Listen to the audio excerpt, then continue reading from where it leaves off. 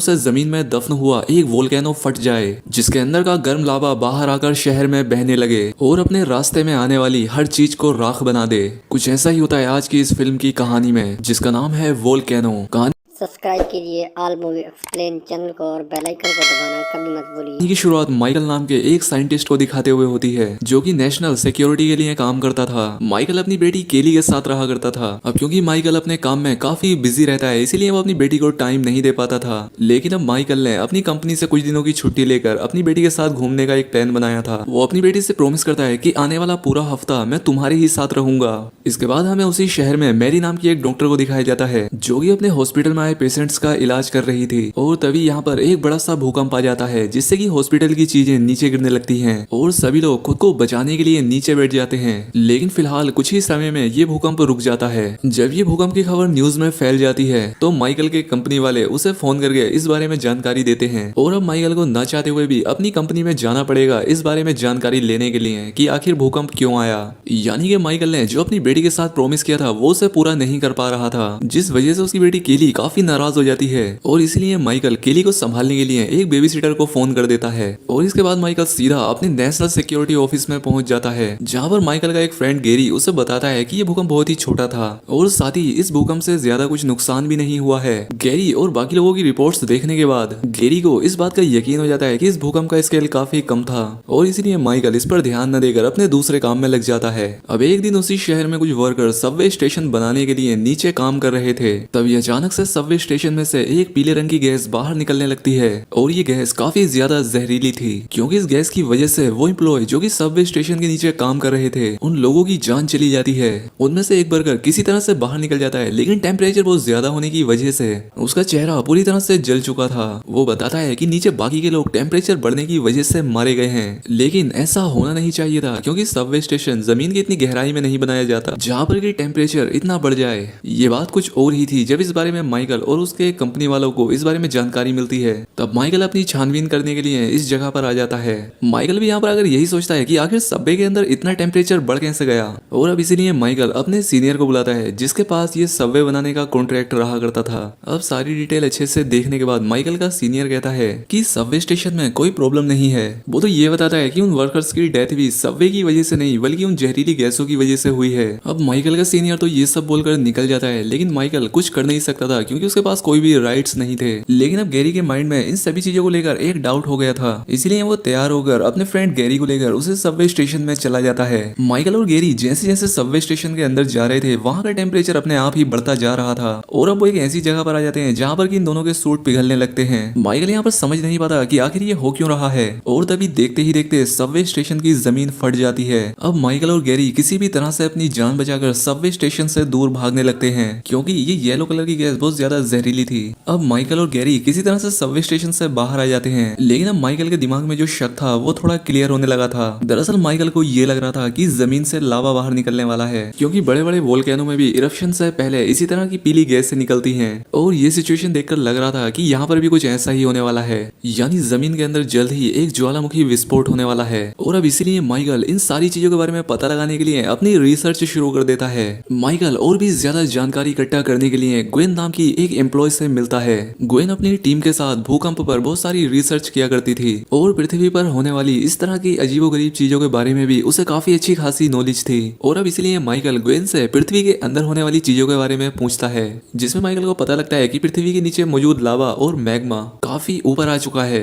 अब सभी रिपोर्ट्स को चेक करने के बाद माइकल और ग्वेन को एक बात तो कंफर्म हो जाती है कि जमीन के अंदर विस्फोट होकर जल्द ही बहुत सारा लावा बाहर आने वाला है, क्योंकि अंदर लावा होने की वजह से ही जमीन में से वो जहरीली पीले रंग की गैसें निकल रही थी। और अब ये दोनों मिलकर और भी ज्यादा इन्फॉर्मेशन इकट्ठा करने में लग जाते हैं। इसके बाद ग्वेन अपनी एक असिस्टेंट के साथ उसी सबवे के अंदर चली जाती है कुछ सैंपल इकट्ठा करने के लिए। अब यहाँ पर पहले तो सब कुछ नॉर्मल होता है, लेकिन जैसे ही लोग जमीन में बनी एक दरार के पास पहुंचते हैं जहाँ से वो जहरीली गैस से निकल रही थी, यहाँ पर ग्वेन की असिस्टेंट सैंपल इकट्ठा करना शुरू कर देती है। लेकिन तभी यहाँ पर एक बहुत ही बड़ा भूकंप आता है, जिस वजह से उस दरार में से वो जहरीली गैसें और भी ज्यादा मात्रा में बाहर आने लगी थी, जिस वजह से ग्वेन की असिस्टेंट उस दरार में गिर जाती है और मारी जाती है। इस बार का ये भूकंप इतना बड़ा था कि पूरा शहर हिल जाता है, और ग्वेन भी किसी तरह से अपनी जान बचाकर वहां से निकल जाती है। वहीं दूसरी तरफ माइकल अपनी बेटी केली को लेकर कहीं जा रहा था, लेकिन तभी माइकल ने नोटिस किया कि शहर के सीवर से गरम गरम हवाएं बाहर आ रही हैं, और इन गरम हवाओं के साथ पत्थर भी निकल रहे थे। ये सारी चीजें देखकर माइकल खतरे को भांप लेता है और अपनी बेटी को लेकर एक सेफ जगह पर पहुंचना चाहता था। लेकिन असली खतरा तो अब आता है जब जमीन में से गरम गरम लावा बाहर निकलने लगता है, जो कि चारों तरफ फैलकर अपने रास्ते में आने वाली सभी चीजों को जला रहा था।